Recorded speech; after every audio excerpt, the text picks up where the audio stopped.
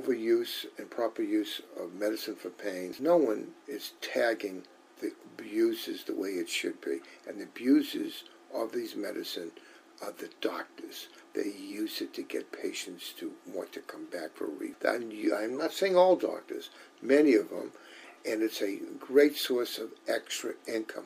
And many times they come back and pay them in cash. If you have an addiction, you'll find out very quickly who the doctor in your particular neighborhood is, the guy you can get the prescription from. There was a case in California, I think it was either 3 or 4 people died, that they brought murder charges against the doctor.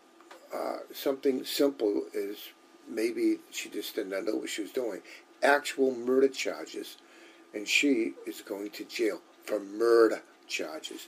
I think more doctors should go to jail if a patient overdoses on a medicine they gave too freely. They show that, and there was no other reason they should die. Am I thinking correctly?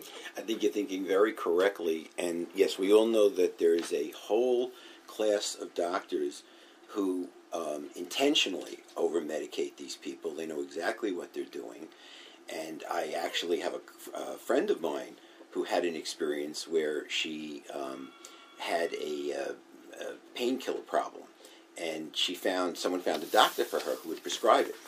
Well, not only did the doctor prescribe the medication, but obviously this is a very shady doctor.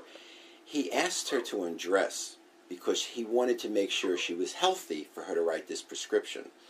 And she begrudgingly or hesitantly did it because she was in the throes of an addiction. So we know there's a class of doctors out there, and I'm sure, again, I can only hope it's a very small percentage, who are prescribing knowingly and using it as a very illicit kind of activity.